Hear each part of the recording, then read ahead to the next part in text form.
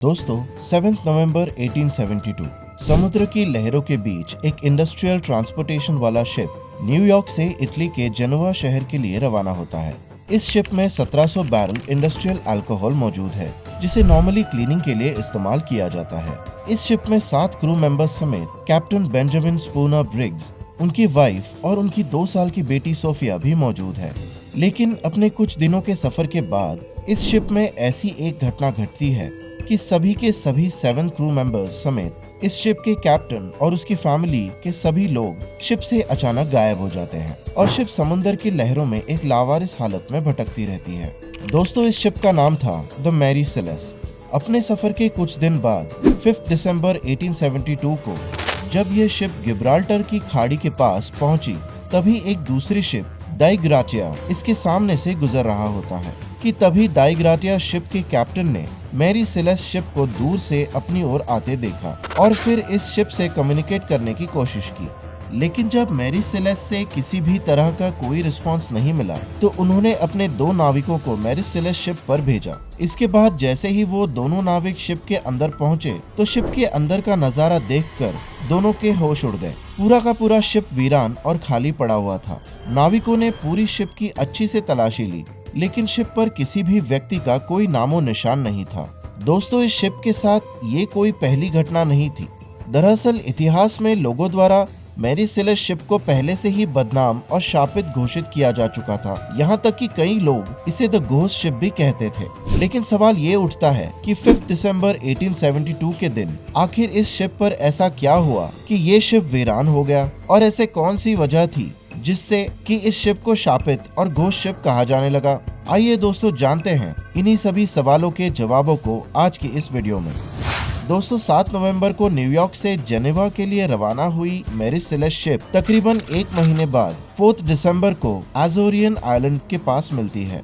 इस लोकेशन पर Mary Celeste ship को लावारिस हालत पर सबसे पहले दाई ग्राटिया शिप के कैप्टन डेविड मोराउज ने देखा था। मैरी सेलेस्ट पर पहुंचने के बाद उन्हें शिप पर एक लॉग बुक मिलती है, जिसमें शिप के नाविकों द्वारा हर दिन की एंट्री की जाती है। इस लॉग बुक में लास्ट एंट्री 10 दिनों के पहले की थी, जिसका मतलब ये था कि 10 दिन पहले शिप पर ऐसा कोई हादसा हुआ था जिसके बाद सभी लोग शिप से गायब हो गए थे।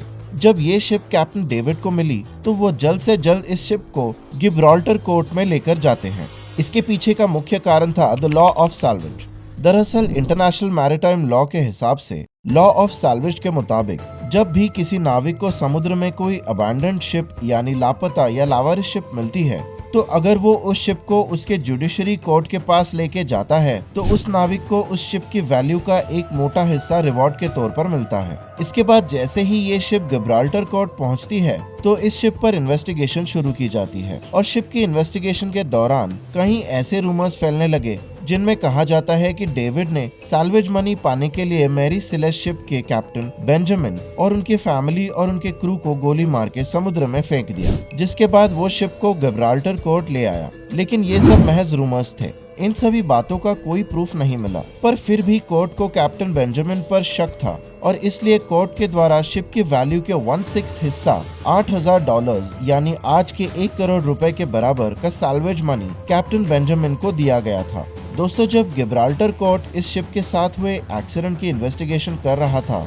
तो उनके सामने कई सारे थियरीज निकल कर आती है। क्योंकि 18th सेंचुरी में शिप पर आज की तरह रडार और जीपीएस टेक्नोलॉजी नहीं हुआ करती थी और ना ही लॉन्ग डिस्टेंस कम्युनिकेशन सिस्टम हुआ करता था, तो शिप में एक्चुअल में क्या हुआ था इसका पता लगाना बहुत मुश्किल था। दोस्तों, कोर्ट की इन्वेस्टिगेशन के दौरान उन्होंने पाया कि शिप बाहर से बिल्कुल सही नजर आ रही थी और शिप के साथ किसी भी तरह की लूटपाट भी नहीं हुई थी, क्योंकि उसमें मौजूद सारा सामान सही सलामत था। यहाँ तक कि शिप में मौजूद 1700 बैरल इंडस्ट्रियल अल्कोहल भी सही सलामत था। बस कुछ अल्कोहल के बैरल्स लीक हो चुके थे और शिप की इकलौती लाइफ बोट और रस्सी गायब थी। इसके अलावा कैप्टन के रूम से नेविगेशन इंस्ट्रूमेंट और पेपर दोनों गायब थे। ये सारी डिटेल्स देखने के बाद कोर्ट को लगा कि शायद उस रात शिप में मौजूद क्रू ने इंडस्ट्रियल अल्कोहल पी लिया और नशे में कैप्टन और उसके परिवार को मारकर शिप में मौजूद इकलौती लाइफ बोट लेकर फरार हो गए और साथ ही कैप्टन बेंजामिन के तलवार पर लगा खून और 9 खाली इंडस्ट्रियल बैरल भी इस बात को जस्टिफाई कर रहे थे। हालांकि आगे रिसर्च के दौरान पता चला कि कैप्टन की तलवार में कोई केमिकल लगा था और थियरी को खारिज कर दिया गया। दोस्तों, ये कोई पहला इंसिडेंट नहीं था जब मैरी सेलेस्ट में मौजूद कैप्टन ने अपनी जान गंवाई हो। मैरी सेलेस्ट पर मौत का सिलसिला सालों से चला आ रहा था। दरअसल 1861 में कनाडा के नोवा स्कॉशिया में बने इस शिप का नाम पहले अमेज़न शिप हुआ करता था। जिस यार्ड में इस शिप को बनाया था और असेंबल किया गया था, उस यार्ड में भीषण आग लग गई, जिसकी वजह से पूरा का पूरा यार्ड जलकर राख हो गया। लेकिन इस शिप को कुछ भी नहीं हुआ। इसके बाद इस शिप को जिस ओनर ने खरीदा वो कुछ वक्त बाद बैंकरप्ट हो गया। जब एक दिन ये अमेज़न शिप समुद्र में ट्रैवल कर रही थी, तब ये शिप सामने वाली शिप से ऐसे टकराई कि वो शिप कोलिजन की वजह से पानी में डूब गई। लेकिन अमेज़न शिप को कुछ नहीं हुआ। इसके बाद इस शिप को इसका एक न्यू ओनर मिला, जिसने इसका नाम बदलकर अमेज़न से मैरी सेलेस्ट कर दिया। लेकिन सिर्फ नेम चेंज करने से इस शिप की तकदीर नहीं बदलने वाली थी, क्योंकि इसका अगला शिकार कैप्टन बेंजामिन और उनका परिवार और क्रू बनने वाला था। इस हादसे के बाद मैरी सेलेस्ट को लेकर लोगों के मन में और डर बैठ गया। लोग मैरी सेलेस्ट के आसपास जाने से भी डरने लगे थे। लेकिन अगर बेंजामिन और उनके क्रू के मिसिंग होने की बात की जाए तो इसके लिए एक हैरान करने वाली थियरी ये भी थी कि कैप्टन ने इंश्योरेंस के पैसों को पाने के लिए या किसी धार्मिक अंधविश्वास के चलते अपने परिवार और क्रू के सभी लोगों को मार दिया। लेकिन इस बात का भी कोई पुख्ता सबूत नहीं था। हालांकि मरीन एक्सपर्ट ऐसा मानते हैं कि जब ये शिप जेनेवा की तरफ जा रही थी, तभी अचानक समुद्र में सुनामी जैसी सिचुएशंस क्रिएट हो गई। मौसम खराब होने की वजह से शिप तूफानों के बीच में फंस गई थी। क्योंकि जब इस शिप की बारीकी से रिसर्च की गई तो पता चला कि इस शिप के नेविगेशन और बाकी दूसरे इंस्ट्रूमेंट्स खराब हो चुके थे, जिसकी वजह से तूफान में शिप अपने पाथ से भटक चुकी थी। और इसके साथ ही समुद्र तूफान की वजह से शिप किसी चट्टान से जाकर टकरा गई थी, जिसके कारण शिप के नीचे के हिस्से में 4 फीट तक पानी भर चुका था। और पानी भरने की वजह से जो प्रेशर क्रिएट हुआ, उसके कारण शिप का एक मेजरिंग पंप भी डैमेज हो गया था। इसके साथ ही शिप में मौजूद 9 इंडस्ट्रियल अल्कोहल के बैरल्स भी लीक हो गए। और जब पानी इन अल्कोहल के सेक्शन तक पहुंचा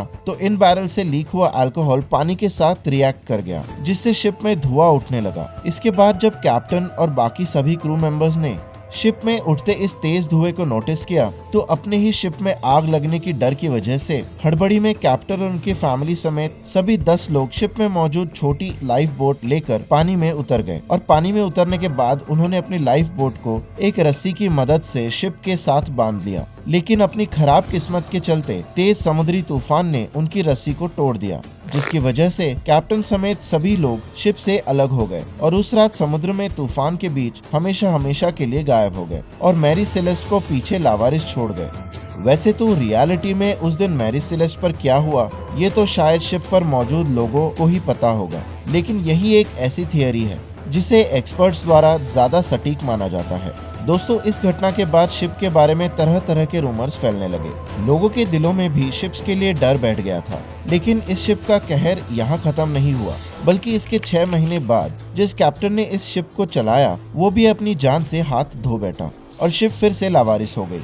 इसके बाद 6 साल तक मैरी सेलेस्ट एक यार्ड में लावारिस पड़ी रही, जिसके बाद इसे कैप्टन जॉन पार्कर ने खरीद लिया। लेकिन जॉन इस शिप की हिस्ट्री से अच्छी तरह वाकिफ था, इसलिए उसने मैरी सेलेस्ट शिप से पैसा कमाने के लिए एक अलग तरीका निकाला। दरअसल उसने अपने 2 साथियों को लेकर शिप से इंश्योरेंस कमाने का प्लान बनाया, जिसके लिए वो पहले तो शिप को बहामास ले गया और वहाँ एक यार्ड के पास उसने शिप को जला डाला और जले हुए शिप्स के मलबे के आड़ में इंश्योरेंस कंपनी से शिप के इंश्योरेंस के पैसे क्लेम किए। लेकिन इन्वेस्टिगेशन के दौरान इंश्योरेंस एजेंट्स को कैप्टन जॉन पार्कर का प्लान पता चला और कंपनी के साथ फ्रॉड करने के लिए उसके इंश्योरेंस को खारिज कर दिया। इसके बाद जॉन को इंश्योरेंस का पैसा तो नहीं मिला, बल्कि वो उल्टा बैंकरप्ट हो गया।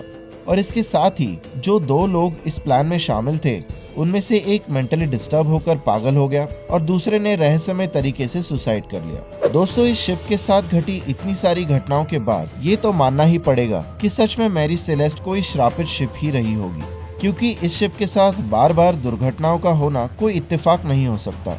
क्या आप सभी ने भी ऐसी किसी पब्लिक ट्रांसपोर्ट जैसे बस, कार, ट्रेन, प्लेन के साथ हुई पैरानॉर्मल एक्टिविटीज के बारे में सुना है? और आप सबकी इन चीजों के बारे में क्या राय है, हमें कमेंट सेक्शन में जरूर बताएं। और ऐसी ही नॉलेजेबल वीडियोस देखते रहने के लिए सब्सक्राइब करें हमारे चैनल रेडी स्टडी नॉलेज को और बेल आइकन दबाना ना भूलें, ताकि हमारे वीडियो से जुड़ी सभी लेटेस्ट अपडेट्स सबसे पहले आप तक पहुंचे। मिलते हैं नेक्स्ट वीडियो में, तब तक के लिए अलविदा, जय हिंद।